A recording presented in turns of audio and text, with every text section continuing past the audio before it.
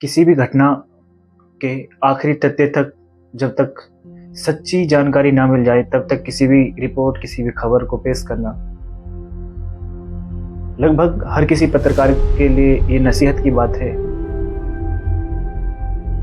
हैदराबाद हत्याकांड से जुड़े कुछ नए खुलासे हुए हैं। अब से पहले मैंने आपको एक रिपोर्ट बताई थी जिसमें हैदराबाद के तेलंगाना के मीरपेट में एक हत्याकांड हुआ था। एक पूर्व सैनिक ने अपनी पत्नी की हत्या कर दी थी। तो उस दौरान पुलिस ने जो खुलासे किए थे उसके आधार पे मैंने उस कहानी को आपके सामने बताया था। उस कहानी में कुकर का भी जिक्र हुआ था। जैसे जैसे अपराधी ने पुलिस के सामने जो बातें बताई थी, पुलिस ने वो बातें फिर हमने आप लोगों के सामने रखी। लेकिन अभी जो खुलासा हुआ है उसमें जो हैदराबाद हत्याकांड का जो खुलासा है वो सोल्व हो गया है। तकरीबन 10 दिन की मेहनत पुलिस की रंग लाई, जिसमें दिल्ली फोरेंसिक की टीम ने काफ़ी हद तक मदद की। उसी की मदद से हैदराबाद पुलिस इस खुलासे तक पहुंच पाई कि अपराधी को जेल में डाल दिया गया है ऑफिशियली रूप से। जी हाँ, मेरा नाम है महबूब खान और आप देख रहे हैं दिवोक्स वायर। आप दिवोक्स वायर की इस अपराध की कहानी के एपिसोड में आप सभी का स्वागत है। इसी अब से पहले एपिसोड पर मैंने आपको हैदराबाद हत्याकांड के बारे में एक जानकारी दी थी जो कि आधे अधूरे तथ्य थे। जैसा पुलिस ने बताया उसी आधार पर मैंने वो कहानी आप लोगों के सामने पेश की। लेकिन हैदराबाद पुलिस की मुसलसल 10 दिनों की मेहनत रंग लाई और उस हत्याकांड का खुलासा हो गया है। थोड़ा सा मैं आपको उस कहानी के बारे में बता देता हूँ। गुरुमूर्ति नाम का एक पूर्व सैनिक जो मीरपेट में रहता है, उसने किसी कारणवश अपनी पत्नी की हत्या कर दी थी। हत्या करने के बाद में उसने अपने बीवी के डेड बॉडी के लगभग 5 से 10 टुकड़े कर दिए थे और उसके बाद में उन टुकड़ों को कुकर में उबाला और उबालने के बाद में उसकी हड्डियों को मिक्सर में ग्राइंड करने के बाद में उसने उसको बाथरूम में ही फ्लश कर दिया और उसके बाद में जो बॉडी के पार्ट थे उन्हें लेकर वो एक पास के एक झील में बहा कर आ गया। ये थी अब से पहले की कहानी। लेकिन अभी जो खुलासा हुआ है वो गुरुमूर्ति को अपराधी बनाने के लिए काफ़ी है और गुरुमूर्ति अब फिलहाल जेल में भी है। तो इस कहानी को शुरू करने से पहले आपके मन में कई सवाल आ रहे होंगे, जैसे कि अब से पहले जो हैदराबाद कांड की जो स्टोरी थी वो वायरल हुई थी, उसमें तथ्य कुछ और थे, लेकिन जो अभी खुलासा हुआ है उसमें कुछ और हैं। तो हैदराबाद की पुलिस लगातार 10 दिन तक इस कांड से जुड़े तथ्यों को जांच पड़ताल करती रही। फोरेंसिक की टीम भी उनके साथ में लगी रही, जुटी रही। अपराधी के चाचा, जिसका इस कड़ी में अहम रोल उभर कर सामने आया है, हुआ कुछ यूं था कि गुरुमूर्ति अपनी पत्नी के साथ मीरपेट में रहता था। उनके 2 बच्चे थे। 14 जनवरी के आसपास मकर संक्रांति के दिन गुरुमूर्ति की पत्नी माधवी अपने पिता के गांव जाने की जिद करने लगी। गुरुमूर्ति की अपनी बीवी के घर वालों से अनबन चल रही थी। गुरुमूर्ति चाहता था कि उसकी बीवी वहां ना जाए, अपने मायका ना जाए, लेकिन माधवी जिद करने लगी। एक दिन बीता, 15 तारीख को फिर से माधवी अपने घर जाने की, अपने माँ बाप के पास जाने की जिद करने लगी। गुरुमूर्ति ने सोचा क्यों ना इसको रास्ते से अलग हटा दिया जाए। सबसे पहले उसने अपने 2 बच्चों को अपनी बहन, जो कि उनके पास ही के पड़ोसी गांव में रहा करती थी, उनके पास वो छोड़कर आ गया। उसके बाद शाम हुई, रात हुई। गुरुमूर्ति अपनी पत्नी माधवी को रास्ते से हटाने की तरकीबें सोचने लगा। लगभग सुबह का टाइम, माधवी फिर से गुरुमूर्ति से अपने मायके जाने की जिद करने लगी। तो गुरुमूर्ति ने गुस्से में आकर माधवी का सर पकड़ा और दीवार में तब तक मारता रहा जब तक उसकी मृत्यु ना होगी। गुरुमूर्ति कद और हाइट से हट्टा-कट्टा था, पूर्व सैनिक था। वो बहुत जोर से अपनी पत्नी के सर को दीवार में मारता रहा जब तक उसकी मृत्यु ना होगी। मृत्यु हो जाने के बाद में अब गुरुमूर्ति को ये चिंता सताने लगी कि इस लाश को कैसे ठिकाना लगाया जाए। तो गुरुमूर्ति ने उस लाश के सबसे पहले 4 टुकड़े किए, दोनों हाथ अलग किए, उसके बाद में दोनों पैर अलग किए, फिर सर को धड़ से अलग किया। उसके बाद में फिर उसने उस डेड बॉडी के छोटे छोटे टुकड़े किए।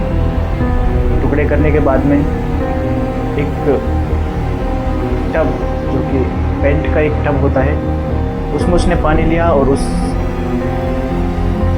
उन टुकड़ों को उस टब में डाला और उसके बाद में जो रोड होती है पानी गर्म करने की, उस रोड को चला दिया। वो बॉडी पार्ट उबलते रहे पानी में। उन्होंने उन बॉडी पार्टों को तब तक उबाला जब तक कि मांस हड्डियों से अलग ना हो गया हो। उसके बाद में उसने उन हड्डियों को मिक्सचर में ग्राइंड किया और उसके बाद में बाथरूम में ही फ्लश कर दिया। फ्लश करने के बाद में उसने उस मांस को पॉलीथीन में बांधा और बांधकर साइड रख दिया। और उसके बाद में जिस चाकू जिस छुरी से उसने उस बॉडी के टुकड़े किए थे उसको धुला और फिर उस पूरे कमरे को धुला जहाँ पर उसने उस बॉडी को काटा था। बाथरूम को भी अच्छे से धुला। कई बार धुलने के बाद में उसने फिर उसके बाद में परफ्यूम भी छिड़का ताकि कोई बदबू ना रह जाए। उसके बाद में वो चला जाता है झील में इन टुकड़ों को बहाने के लिए। बहाने के बाद में वो वापसी आ जाता है और अपने बच्चों को भी घर ले आता है और बच्चों से कहता है कि उनकी माँ 4 दिन के लिए मकर संक्रांति मनाने के लिए अपने दोस्त के घर गई हुई है। 1 दिन बीतता है, 2 दिन बीतता है, बच्चे अपने बाप की बात पर यकीन कर लेते हैं, आखिर हैं बच्चे। लगभग 3 दिन बीतने के बाद में माधवी की माँ सुबम्मा, जो कि उससे अक्सर फोन पे बातें करती रहा करती थी, लेकिन 3 दिन और मकर संक्रांति जैसा त्योहार, इस बीच उनकी कोई बात नहीं हुई। तो लोग चिंता में आ गई। सुबम्मा से गुरुमूर्ति कहता रहा कि उसकी पत्नी एक दोस्त के घर गई है, 1-2 दिन में आ जाएगी। लेकिन सुबम्मा, जो कि माधवी की माता थी, उसे शक होने लगा और वो थाने आ पहुंचती है। थाने में वो गुमशुदगी की रिपोर्ट दर्ज कराते हैं और वो चले जाते हैं। इस बीच में गुरुमूर्ति के एक चाचा जी हैं, जो कि गुरुमूर्ति अपने चाचा से कहते हैं कि उन्होंने अपनी पत्नी की हत्या कर दी है और पानी में इस तरीके से उस लाश को बहा दिया है। उसके चाचा को यकीन नहीं होता है। उसका चाचा पुलिस में इन्फॉर्म करता है। उसका चाचा सोचता है कि आज नहीं तो कल इस चीज़ के बारे में पता ही चलेगा और ये भी पता चलेगा कि मुझे भी बातें पता थी, तो मैं भी इस चक्कर में जेल ना चला जाऊं। तो उसने पुलिस को इन्फॉर्म कर दिया। पुलिस को इन्फॉर्म करने के बाद में पुलिस ने गुरुमूर्ति को बुलाया। गुरुमूर्ति के चाचा ने पुलिस को सारी बातें बता दी कि इस तरीके से वो अपनी पत्नी की हत्या कर चुका है। कहाँ तक सच है और कहाँ तक झूठ है, ये आप पता लगाइए। गुरुमूर्ति को पुलिस स्टेशन बुलाया जाता है। पुलिस स्टेशन में वो ये अपराध कबूल कर लेता है। अब पुलिस सत्य में आ जाती है कि भला अपराधी है, अपने आप ही गुनाह कबूल कर रहा है। उसके बाद में पुलिस जांच पड़ताल शुरू कर देती है। तो फोरेंस की टीम जिस झील में उसने उस लाश के टुकड़ों को बहाया था, वहाँ पर गहराई के साथ में जांच पड़ताल करती है। वहाँ पर सिर्फ डेड बॉडी को ढूंढना नहीं था, वहाँ पर छोटे से छोटे टुकड़े की भी तलाश जारी थी। उस झील में मछलियों का बोलबाला था। अब किसे पता कि उस लाश के एक दो टुकड़े भी बचे हुए हैं, हो सकता है मछलियों ने खा लिए हों। फोरेंसिक टीम की गहरी जांच के बाद उन्हें एक छोटा सा टुकड़ा, मांस का एक लोथड़ा मिलता है, एक छोटा सा। कोई और होता तो भला कैसे समझ पाता। फोरेंसिक की टीम उस मांस के टुकड़े की जांच करती है। उसमें पता चलता है कि किसी मानव का मांस का टुकड़ा है। अब फोरेंसिक की टीम ने एक चीज पहले से ही कर रखी थी, जिसमें उन्होंने माधवी की जो माता पिता थे उनका ब्लड सैंपल ले रखा था, जिससे मैच किया जा सके। उस लोथड़े की जांच हुई तो किसी मानव का निकला। फिर उसके बाद में फोरेंसिक की टीम ने उस टुकड़े की जांच और उसके माता पिता के डीएनए से मैच किया, तो वो माधवी का जिस्म का टुकड़ा था।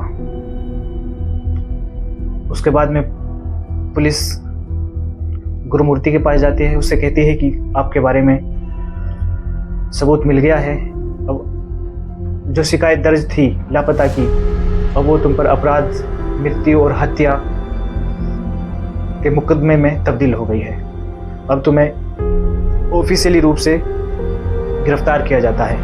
उसके बाद में फिर पुलिस उससे पूछती है, तो इस बार गुरुमूर्ति सच्चाई सामने आने के बाद में सारी चीज़ें सच सच बताते हैं। वो कहते हैं कि उन्होंने माधवी की लाश के कई टुकड़े किए थे, उसके बाद में उसको कुकर में ना उबाल कर एक बकेट, जो कि पेंट का बकेट था, उसमें उन्होंने पानी भरा, उसमें उस लाश के टुकड़ों को डाला, उसके बाद में रोड, गर्म पानी करने की रोड जो होती है, उससे उसको बॉईल किया। उसके बाद में उसने उसकी हड्डियों का चूरा किया और उसको बाथरूम में ही फ्लश कर दिया, और फिर जो मांस के जो टुकड़े थे उन्हें झील में बहा दिया। तो ये थी कहानी उस हैदराबाद के अनसॉल्व किस्से की, जो कि अब सॉल्व हो चुका है।